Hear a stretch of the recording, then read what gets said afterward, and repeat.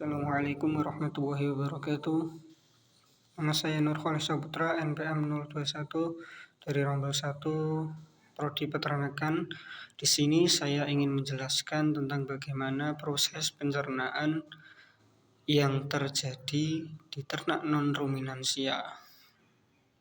Ya, penjelasan ini akan secara umum membahas bagaimana beberapa nutrien dicerna. Lalu pembahasan yang selanjutnya adalah proses absorpsi beberapa nutrien yang terjadi di usus halus. Proses pencernaan pada ternak non-ruminansia diawali dengan proses pencernaan mekanik yang terjadi di mulut. Beberapa ternak non-ruminansia seperti babi memiliki gigi dan lidah yang digunakannya untuk menghaluskan pakan. Disitulah terjadi pencernaan secara mekanik, yaitu partikel dari pakan yang menjadi lebih kecil.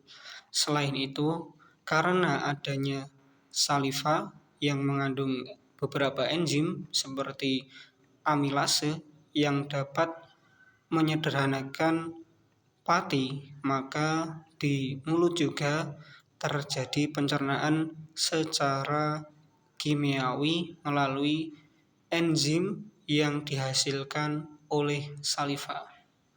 Lalu, pakan yang telah dihaluskan partikelnya telah menjadi kecil oleh gigi dan lidah akan dibasahi oleh saliva dan membentuk bolus-bolus yang akan masuk ke dalam organ atau saluran pencernaan berikutnya, yaitu lambung melalui kerongkongan dengan adanya gerak peristaltik. Di lambung akan terjadi beberapa proses pencernaan, terutama degradasi protein dan pembersihan makanan dari beberapa kontaminasi oleh asam HCl. Sedangkan pencernaan atau degradasi protein dilakukan oleh enzim pepsin yang menjadikan protein menjadi molekul yang lebih sederhana. Perlu diketahui bahwasanya pepsin itu di dalam lambung merupakan enzim inaktif. Ketika dalam keadaan asam, pepsin dapat aktif. Oleh karena itu, keadaan asam di lambung memicu aktifnya enzim pepsin yang awalnya itu merupakan enzim pepsinogen. Setelah dari lambung, maka makanan akan dicerna di dalam usus halus. Di dalam usus halus terjadi kompleksitas proses pencernaan dan proses absorpsi beberapa nutrien, dan di dalam usus halus proses pencernaan dibantu oleh enzim yang disekresi oleh pankreas serta cairan empedu yang berfungsi untuk mengemulsi lemak. Perlu diketahui bahwasanya enzim itu bersifat spesifik, serta nutrien walaupun itu sesama vitamin atau protein dalam bentuk partikelnya memiliki beberapa variasi yang juga memiliki enzim yang berbeda untuk mengkatalisasi proses pencernaan tersebut. Maksudnya adalah, misalnya pada protein dengan asam amino yang berbeda, maka kemungkinan enzim yang mencerna pun akan berbeda. Atau contoh lainnya dalam karbohidrat, bentuk karbohidrat yaitu bentuk karbohidrat sederhana seperti glukosa, maltosa, laktosa, galaktosa. Setiap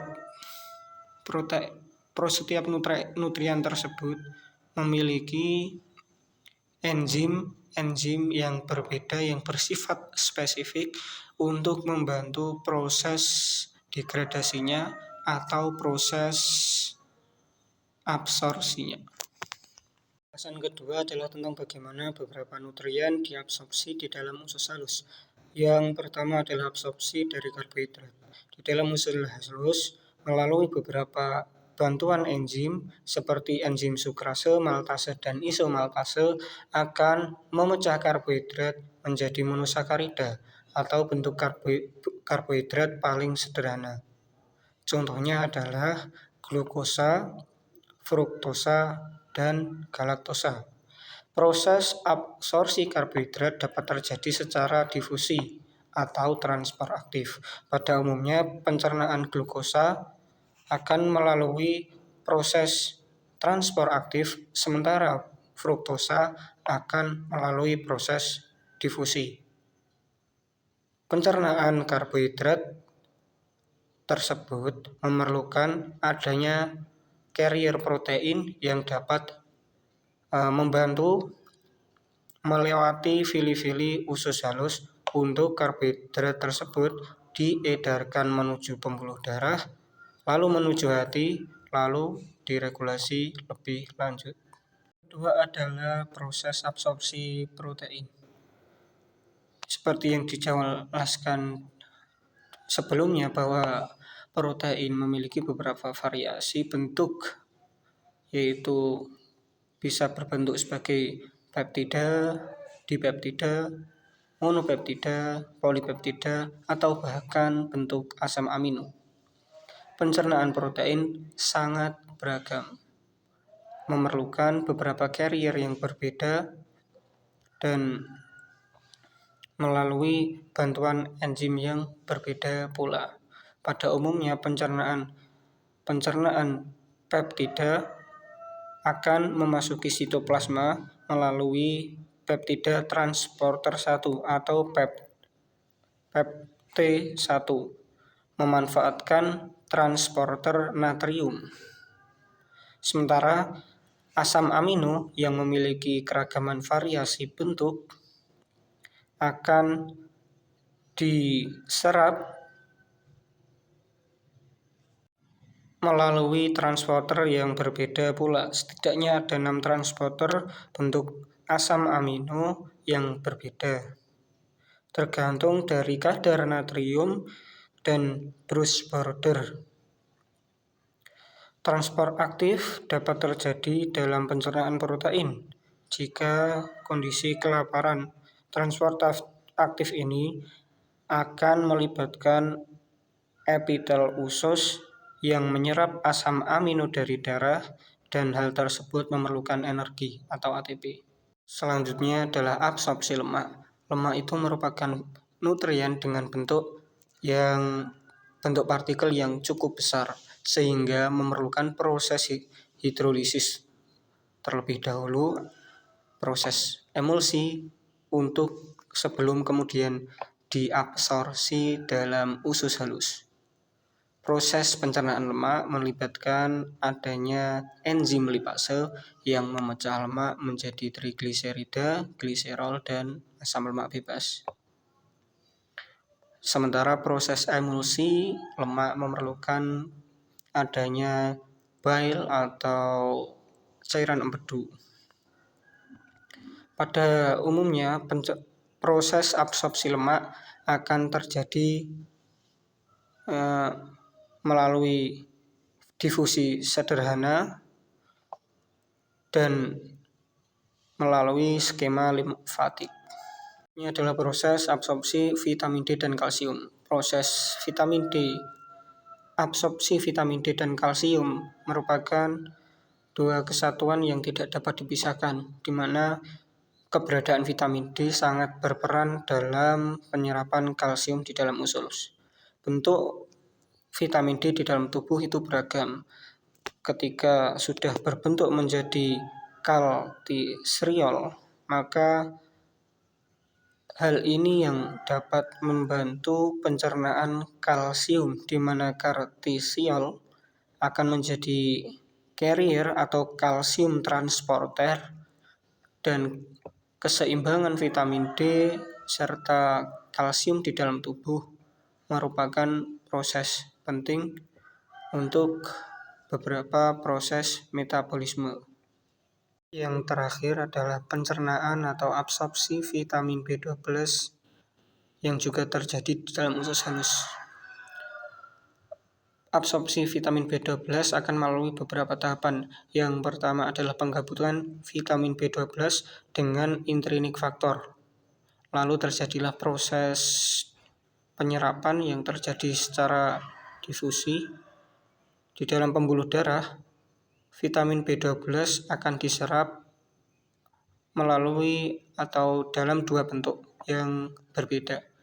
Bentuk yang pertama adalah bentuk yang paling dominan, yaitu transkobalamin 1 atau vitamin vitamin B12 yang memiliki proporsi 80% sebagai bentuk vitamin B yang ada di dalam darah. Dan yang kedua atau yang 20% sisanya adalah vitamin B12 golongan transkobalamin 2. Proses atau keseimbangan kesediaan vitamin B12 dan di dalam tubuh merupakan hal yang penting karena kekurangan vitamin B12 akan menyebabkan beberapa penyakit seperti lemahnya otot, anemia, recovery tubuh yang lambat, serta penyakit-penyakit lain. Sekian video dari saya yang menjelaskan bagaimana proses pencernaan serta absorpsi dari nutrien yang terjadi pada ternak non-ruminansia. Sekian. Wassalamualaikum warahmatullahi wabarakatuh.